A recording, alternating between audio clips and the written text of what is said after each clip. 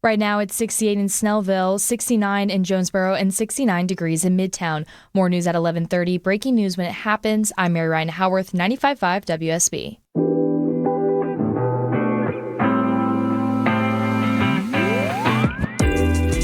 Well, would you look at that? This is the Nightcap with yours truly, and most importantly, your buddy, Jared Yamamoto. This is my new talk show, typically heard Saturdays from 11 to midnight, right here on 95.5 WSB. And friends, I have to address two things right out of the box tonight.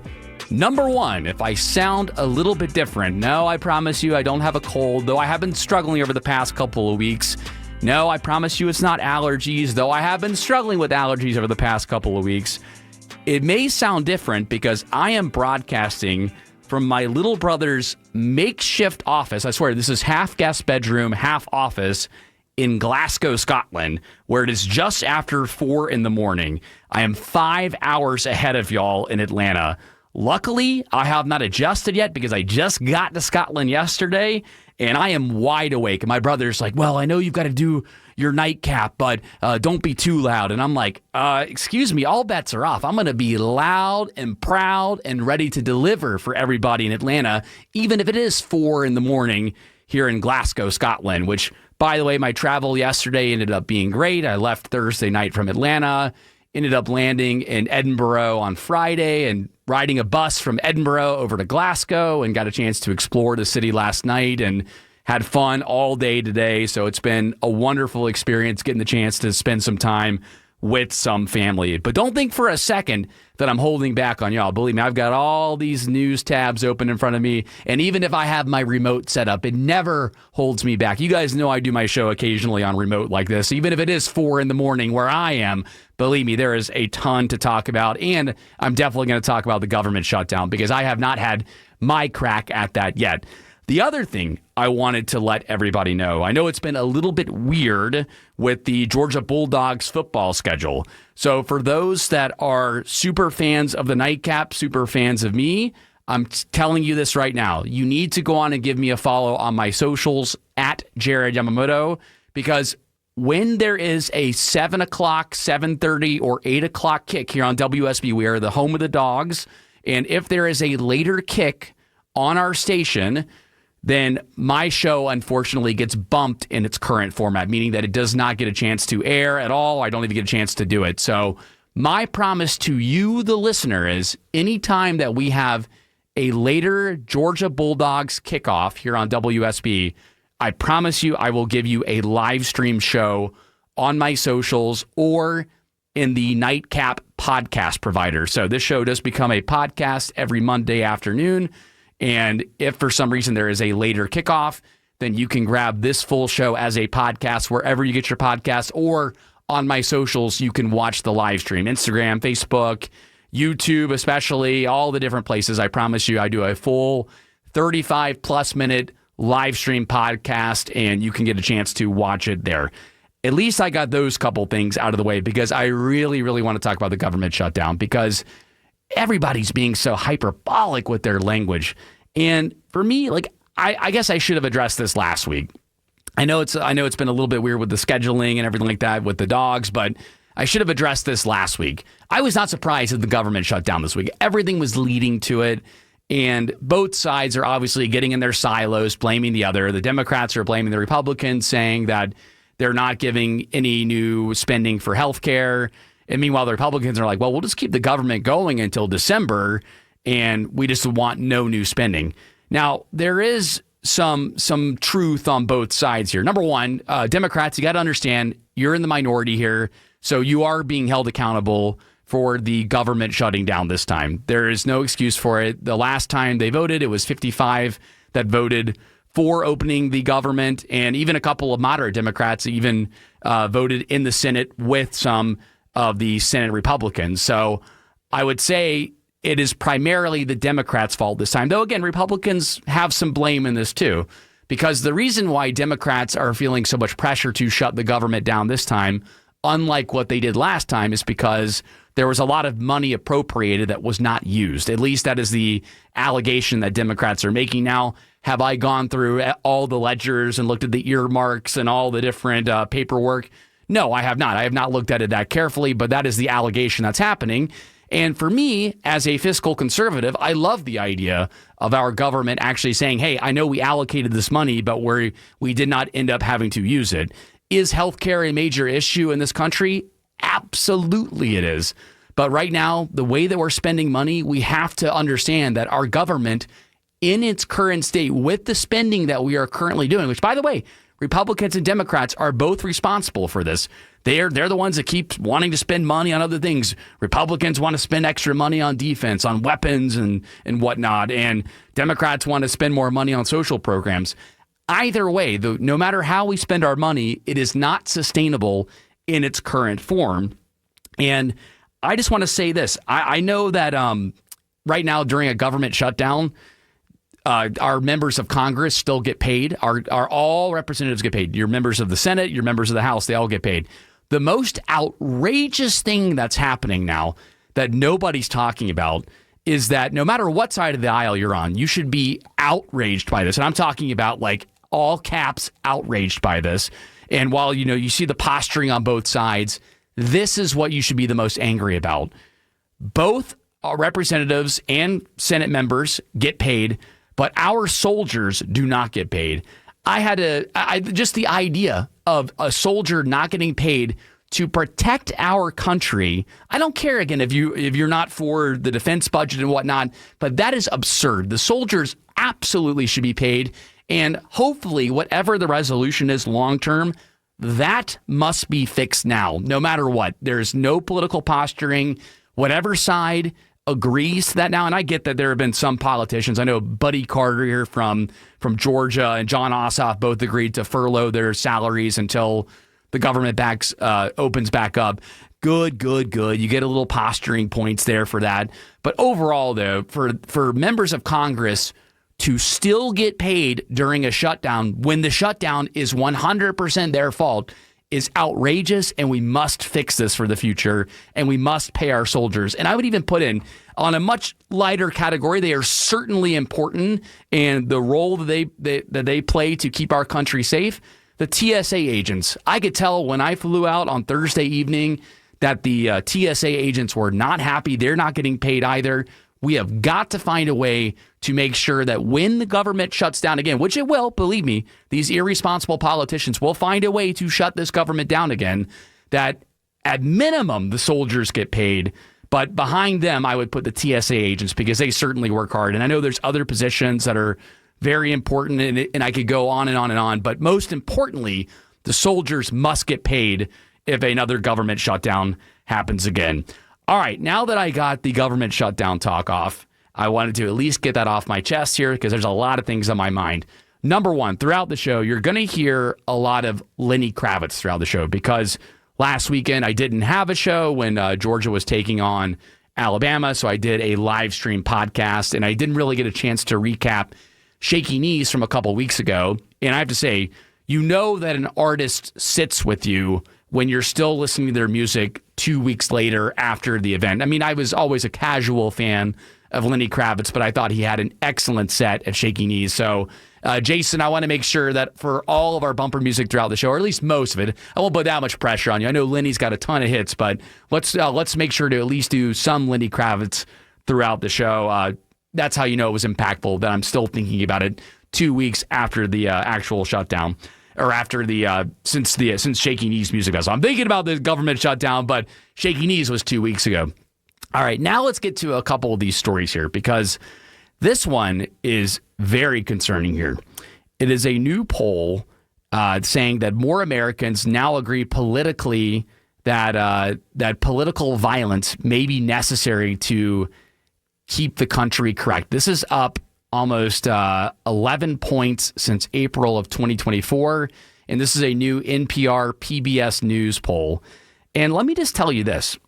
When you hear these stories about the government shutdown and both sides are pointing fingers at each other and not taking accountability for the roles that they play. And I get it. I know that if you're an individual Congress member or an individual Senate member, you're probably like, well, what the hell? Like, I want to keep the government going. But the point of us voting for you to represent us is to make sure that you guys can come to a consensus that works out for most Americans. And I say most, I would be fine with 70%, a C grade, 70% of Americans. That is your job, to make sure you find a consensus that works for most Americans out there. And I think the reason why this poll shows that there's an 11% increase in people suggesting that political violence might be the way to help make change in this country is because they're just frustrated with the gridlock that's happening. They're frustrated with things not happening. I mean, expenses are going up left and right.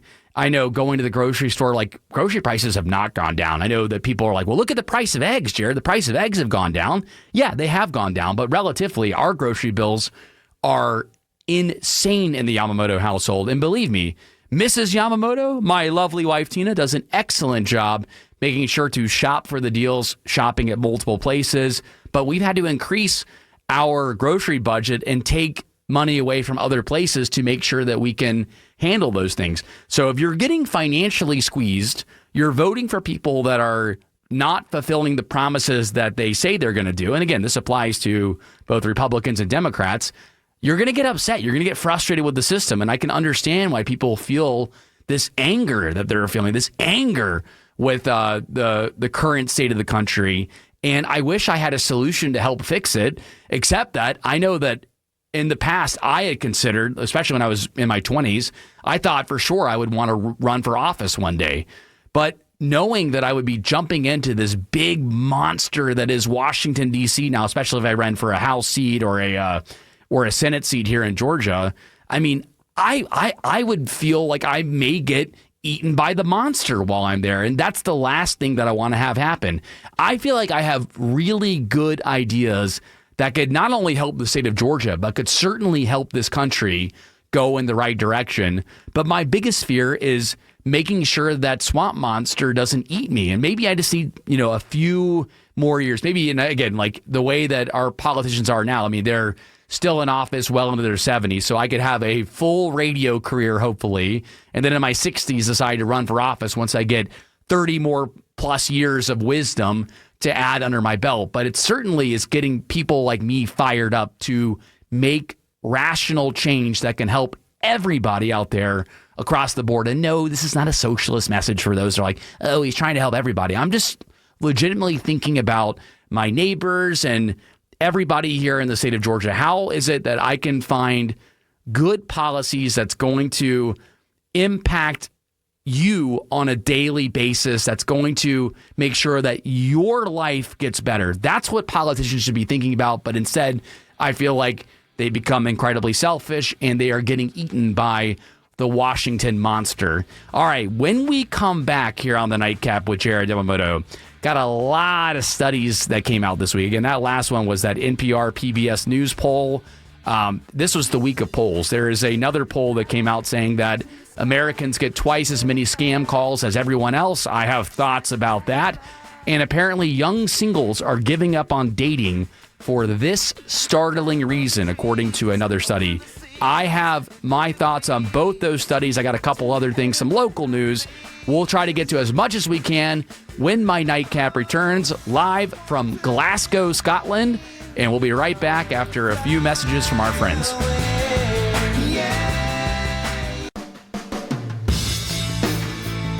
All right, now your Saturday night fun can begin because you found the Nightcap with yours truly, Jared Yamamoto. And I am on most Saturdays from 11 to midnight here on this great station. I say most Saturdays because we are also the home of the Georgia Bulldogs here on WSB, as you heard earlier. And if there is a 7:30 kickoff here on this station, then unfortunately I get booted off the air now. And last week, my one request to Coach Kirby Smart was, if you're going to kick me off the air, then at least take care of the Alabama Crimson Tide. Obviously, that did not happen, but I just found out that next week I'm going to be kicked off the air again because we're taking on the Auburn War Eagle Tigers, whatever you want to say, the War Eagle Tigers. It's one of those teams that cannot figure out their mascot, and I unfortunately will be booted off the radio waves However, I will be doing a live stream for each and every one of you beautiful people out there. So if you give me a follow on my socials at Jared Yamamoto, whether it's on Facebook, Instagram, X, TikTok, Snapchat, YouTube, all the different places, especially YouTube. I put all these on my YouTube channel. I am going to do another special live stream broadcast because no matter what, even if I can't be on the radio waves with all you great people, I'm not going to let the Georgia Bulldogs football schedule deprive you from a great show from me. So if you give me a follow on my socials or follow the Nightcap with Jared Yamamoto's podcast feed, I promise you I will give you a live stream next week. And if there's any other late Georgia Bulldogs kickoffs throughout the season. All right, a couple stories we got to get to here. Number one, I love this story here because I get scam calls all the time. Apparently, Americans get twice as many scam calls as everybody else in the world. This is a poll from Talker Research, and it has found that Americans get, on average, about 100 scam calls per month. Hell, I feel like I get 100 scam calls per week. And apparently, the Brits are not far behind us at 84 scam calls during a typical month, and Singapore about 40 scam calls per month. So I want to be in that area. I get so annoyed when you hear the little bloop sound. The second your phone rings and it looks like it's a local number, you see maybe the 404 or the 770 number, and I pick it up. I'm the idiot that picks it up. I try to be nice to people. I don't know who it is. Maybe somebody's calling me for my work on the Von Hessler Doctrine here on this great station, or potentially to do an interview here on the Nightcap. So I just never know. So I usually pick up unknown numbers. But the second you hear that little sound that ends up happening, and I'm just get so annoyed because you get transferred to somebody that is obviously not in the state of Georgia, and they know nothing about why they're calling and immediately go into the sales pitch.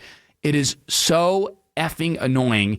And if you are any of these companies that buy into these kind of projects or these tasks that are like, yeah, we should send out more calls to try to get feelers out there, you are morons. And with us going into a midterm year, especially politically, I better not be getting any of these calls from pollsters asking me ridiculous questions. At least with the pollsters, that's not as scammy. But man, I get so annoyed the second, again, that noise, where it connects me with somebody that's clearly not in the state of Georgia. And you're like, oh, okay, all right, it's one of these kind of calls. Great. Thanks for wasting my time. And the second I hear that, I just hang up at this point. So we get, on average, about 100 scam calls per month. I'm curious whether or not you're on the higher end or on the lower end. Leave me an open mic on the WSB radio app, and I'll try to get to those after we get done with news, weather, and traffic. When we come back after news, weather, and traffic, I promise you, I'm going to get to this study of saying that young singles are giving up on dating for one startling reason. It's something that's going to surprise you. Want to get to that? Also, apparently, the car has become the place for the best self-care, especially amongst Gen Zers and millennials. I have my thoughts about that. And Snapchat is going to start charging users for storing their old photos and videos. Great. Another place is going to charge money to keep my things. Wonderful. We'll get to all this and more when my Nightcap returns in just a few minutes. Check the Nollis 95.5 WSB. Really appreciate each and every one of you for taking your Saturday night to hang out with me here on my Nightcap. I, of course, am Jared Yamamoto, and I am on most Saturdays from 11 to midnight. Again, Georgia Bulldogs football season can make it a little bit weird sometimes, but if you give me a follow on my socials, I promise you, no matter what the Georgia Bulldogs football schedule is, I will always give you a show, whether it's on radio or not. No matter what time of day or night, I'm always here to deliver for all of you beautiful people out there. In fact, I'm actually broadcasting to you from Glasgow, Scotland, where it is 4:36 in the morning currently, and I am broadcasting from my little brother's makeshift, I guess this is a guest bedroom / office that I'm in now, and he told me, he's like, hey, Jared, don't be too loud. Don't be too loud. I'm like, listen, as your older brother, now the challenge is on. I'm going to be as loud as possible because, number one, I have not adjusted to the time, and it has been a wonderful trip thus far. Monsooning rain here in Glasgow, but has certainly been a wonderful time, and I am grateful that I have not adjusted to the time here yet because before you know it, I'll be on my way back to Atlanta. All right, got a lot of stories. Realized I spent a lot of time on the government shutdown in the first half hour of the show. Great thing is, if you want to hear my thoughts on it, just grab this show as a podcast wherever you get your podcasts. Look for The Nightcap with Jared Yamamoto, Spotify, Apple Podcasts, WSBRadio.com, the WSB Radio app, and you can hear my thoughts on that. There's some really good audio out there because I mentioned before that I'm looking for a politician that I feel like might be honest with me. And Matthew McConaughey, I like Matthew McConaughey a lot. I do worry if he jumps in the political realm that obviously the second he starts taking positions on things, then people are not going to like him as much, including yours truly. But I do feel like if there's anybody that is intelligent that can hopefully bring about a message that could realistically help the people of Texas, or if he runs for something nationally, I feel like his heart would be in the right place. At least that's the kind of actor that he portrays. And he's an actor. I get it, but hey, Donald Trump was a reality TV host, and, people tend to love what he's done so far, and people tend to hate what he's done so far. So I think for Matthew, the risk is the second you put yourself into the political arena, people are going to immediately dislike you. It's going to become 50-50 on what you think. So just make sure that you're done with whatever acting roles you want to take, especially what side of the aisle you end up deciding to take. Now, Matthew was talking to Gayle King, and he's been pushing this book. My wife listened to the audio book. She loved this book. She said it's super inspirational and that I need to look at it too. And when talking about the book, of course, the idea of him running for office came up, and this was his response. You're probably sick of it, but you sound like a politician many people have been looking for. I do. Yes, you do. Yes, you do. Is it something you even remotely consider? Sure. And You still, do? yeah. Seems like there would be an opening for the governor's race in your state. You and I have talked about this for quite some time. And nothing has happened. Offline. Nothing has happened, but No, now, not yet. yeah. But it is something I still consider. You do? Absolutely. Seriously? Seriously? Yeah, absolutely. I don't know if that's my lane, if that's a place I can be most useful. I really don't. I say that honestly. Mm-hmm. It's not my inherent language. Like you said, I sound like a politician we may need. I honestly said, really? Because I don't hear many politicians talk. Maybe I do have a point of view, which is what we need. I don't know if that's in a capital P politician's position. Right now, like I'm saying, I'm thinking hopefully we've gone above politics. Yeah. Into a certain progress that I think is Okay, a little political with that response. And I'm calling on myself and others and saying, hey, we can each make certain behavioral changes for ourselves.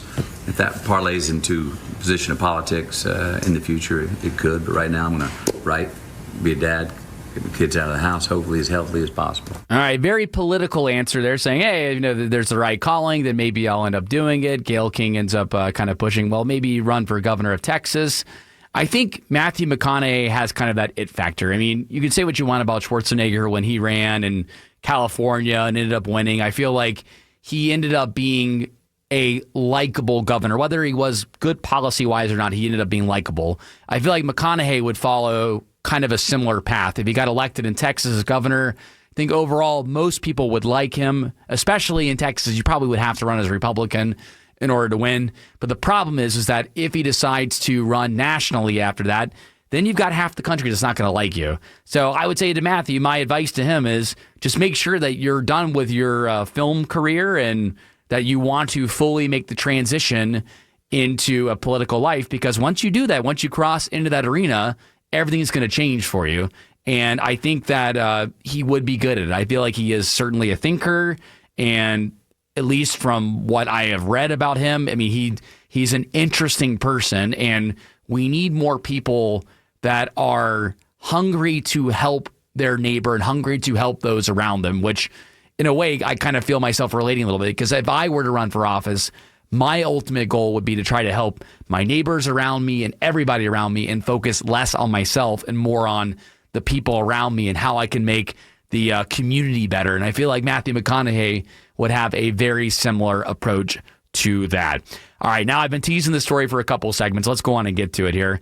This is a study from datingnews.com and the Kinsey Institute. And it says that young singles are giving up on dating for this startling reason. And they specifically talk about couples in the New York City area, which the New York City area, I get it's going to be more expensive. But when you realize that the average first date is $100 in New York City, I mean, that's a lot of money for a first date, especially if you're very lukewarm about the person, I ain't spending $100 to go on a date. So a couple of things that I'm going to bring up here. It said that number one, that what people are worried about is they feel like if they start dating, there is going to be a lot of pressure from their partner to move in together. And the pressure to move in is to prevent having two rents. I get it from a financial standpoint. It makes a lot of sense. I remember when my wife and I guess at the time she was my girlfriend, when we decided to move in, it's like, well, it makes a lot of financial sense because we're paying two rents, we're spending all of our time together. But even then, we dated for a couple years before making that decision to move in together. And then we knew it was right after living together and they got married. And I feel like there's a track to this. And I'm not saying that my track is the perfect one, that it works for everybody, but it certainly is one that I've seen a lot of people my age go through. It's a very similar track. You should live with your partner, in my opinion, for a little while before deciding to take that next step. But apparently in New York, there's a big push for people to move in together to cut down on the rent and split it. And also it splits the utilities, which makes a lot of sense, but it's preventing people from jumping into the dating pool. And that's just sad to me because I think that, and for me, I'm not saying that I grew up in these times or that they're certainly different. I am the youngest talk show host here on WSB at 36 years old. But one of the things that I do like to bring up is that sometimes you got to use that noggin, especially being a guy in the dating field. Is I remember like not having a lot of money and asking really, really pretty girls out on dates. And I was like, oh man, she's out of my league. There's no way I'll be able to pull this off. But you really have to start using your noggin and start thinking like, okay, like what could be really cool, but low cost and also unique. And not everybody's got that bone. Not everybody's got that ability to do that. But I think that's what made me stand out a little bit compared to my friends out there. And then as I got older, even post-college, one of the big tests that I did when I was dating was I would intentionally take a girl that I was dating to a lower scale, like a 2-star restaurant, just to see what her reaction was. And if her reaction was to turn her nose up and say, oh, I don't like this at all, then I knew that she was just in it for the free meal or that she was materialistic, which for me, like I was like, I don't want a materialistic wife. This is not what I want long term. And that's okay. That's an okay perspective to have. So I think that for people that are struggling with the dating scene now and applying this to the Atlanta area, my advice to you is make sure that, number one, first dates don't have to be super expensive. They don't. You've just got to be creative. There are things you can do around Metro Atlanta that cost very little and end up being impactful on somebody. And try to think unique. Try to think outside the box. What is something different? Like I think the coffee dates were always like good because you get intimate time with somebody, but it's not original. So what is something that's going to make that coffee date a little bit different? Or maybe you take coffee out on some kind of hike or something like that. I mean, hikes for the most part are pretty much free. I think that that's always a good way to start things off. Now, if the person you're trying to date isn't very active, then maybe it's not going to be the best thing for them. But you'll know quickly by talking with them whether or not that's going to work out. But I promise you, tap into those creative juices. If you do, you're going to be very thankful you did, and you'll be able to bypass the rising cost of just going out on a first date and just dating in general. And then hopefully the fear that's coming from New York City where people are like, well, they're just trying to date me so they can move in and take advantage of me and cut their rent in half. Hopefully that kind of mindset doesn't translate here to the Atlanta area, although I'm sure some people are certainly going through something very similar to that. Now, sticking with the study game, there's a lot of studies tonight.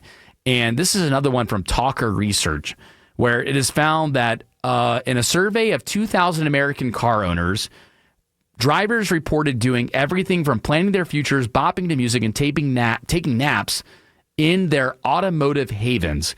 So the crux of the story is that the car has become the place for your best self-care. Again, this study was conducted by Talker Research and Zybart, and apparently Gen Xers, Gen Zers, and millennials all love time in the car.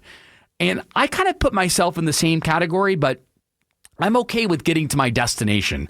I get that in your car, you get to control what you're listening to, whether you're listening to me now or whether you're listening to your music. You can control what you're listening to. You can sing out loud. You can yell at the stereo. You can you talk on your phone. You can give yourself a second away from the kids. I get it.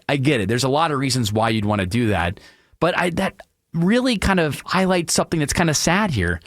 I think it's important in a relationship, especially if you have young kids at home, to have a little place where you can go where you're able to get away from all of the craziness in the house. And that applies to both the husbands and the wives. You've got to be able to give yourself some time. Otherwise, people are just going to be sitting in the garage, spending time talking on the phone, listening to their music, or just finding a way to get away from everything that's out there. And that's kind of sad that people are having to use their cars like this. I think the easy solution is designate a place in your house that is kind of your space where you get your own time to yourself to listen to your music, to watch your movies. And it's good to also share time with your significant other in that space, but make sure that you give yourself some time so that way you're not just spending all this time in the car when you don't need to. I mean, already in Atlanta, we have incredibly long commutes as it is, so you don't want to spend any more time than you want to. When we come back, I've got several stories for you. My goodness, I see that as the film industry is declining here in Georgia, apparently we've become a hot spot for game shows. Yes, game shows. I've got my thoughts on that. I'm surprised at some of the game shows that have come here. And apparently scientists claim they can make babies without biological mothers through this medical breakthrough. Now, this is wild here. It's through some bodily cells, some skin cells. If I could speak here, it's at 4:00 in the morning here in Scotland, and I'll tell you a little bit more about that, and I'll try to get to a few other stories when my Nightcap returns in just a few minutes. Not a lot of time here left on the Nightcap, but as I have said multiple times tonight, make sure that you give me a follow on my socials at Jared Yamamoto, whether it's X, Facebook, TikTok, Instagram, YouTube, all the different places. We can keep the conversation going in those places. And since WSB, this very station, is the home of the Georgia Bulldogs, over the next couple weeks is going to be a little bit weird with the broadcasting schedule. So if you want more of the Nightcap, make sure that you give me a follow there. And I promise you, if you don't hear me on radio, I will give you a live stream on my socials or in the Nightcap with Jared Yamamoto podcast feed. All right, a couple things here. I butchered my tease about this story here. I want to make sure I get this right here. So again, this is the headline from unilad.com. Scientists claim that babies could be born without biological mothers after making a medical breakthrough. Now, that's the headline here. And I wanted to make sure I highlighted a couple things in the article. So number one, this is the big thing here.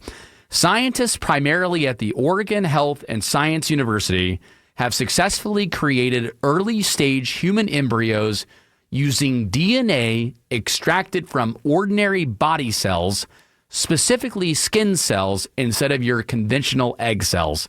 Now, what's happening here is the technique involves taking those DNA-containing nucleus from the skin cell and placing it into a donor egg, and it kind of tricks the donor egg into believing and behaving like a normal reproductive cell. And it has worked so far with this. It could help people with infertility. And of course, some people are saying now you could take the DNA from the same sex and end up creating a person through that. Now, I am very much of the mindset that I like the idea of scientific breakthroughs. And if somebody is infertile and they're able to use the skin cells from their body to help create a baby, I am all for that. But I hate how a story like this ends up being political by saying, well, you could take the skin cells from two males and make it work. And it's like, guys, we're a long way from that happening. Let's just focus in on the medical breakthrough that could be happening, the scientific discovery that could be happening to really help somebody out that can't have a kid. Now, we're a long way from it. Again, there's no way that it's going to be considered ethical right away, but it could be a game changer for those that are struggling in the future. So hopefully I'm trying to at least offer you a brighter outlook on this story than the way it's been presented in the news cycle. Some people are like, you're going to have 2 women and 2 men that are able to mix together and have babies now. And it's like, this is really for people that are struggling with infertility more than anything. And I hope that it ends up helping people in the future. All right. One story I want to get to. I tease this one here. Again, this is a headline from the AJC. As the film industry declines, Georgia has become a hotspot for game shows. I had no idea that I knew Family Feud was filmed here, but 25 Words or Less, Flip Side, and the 1% Club are all filmed here. Now, as a lot of these movies and shows, Netflix shows, have moved over to Britain because of the cheap tax breaks, we have all these film studios that are relatively vacant, and the cost is low to be able to film these shows here in Georgia. So I can't blame the studios for taking on these shows. But for me, I can't remember the last time I watched a game show. And I know that there's some people that are like, well, I watch Wheel of Fortune or I watch Jeopardy. And I'm like, are you 100 years old? I haven't watched those shows in a long time. I don't dislike game shows. But for the most part, I don't know if this is going to be sustainable to keep places like Trillith Studios down in Fayetteville open, or if it's going to be sustainable to keep the Doraville movie studio going, or Serenby. I mean, I really hope that we find some kind of solution to get some of these films back here. And I can assure you, what Trump's talking about by tariffing foreign films, I don't think that's going to bring the film industry back here. In fact, it's going to probably piss them off even more. So I don't know if that's going to be the solution long term or not. My goodness, that is our time for tonight. I did not realize I took that long. I had all these stories for you, but go on and give me a follow on my socials, and I will keep the conversation going well into the wee hours of the morning here in Scotland and well into the early morning hours for you guys there in Atlanta. Thank you guys so much for hanging out with me here on my Nightcap. Again, I'm on most Saturdays from 11 to midnight, and I want you guys to do 2 things for me. Number 1, don't do anything I wouldn't do. And number 2, be safe out there, and I'll see you next week.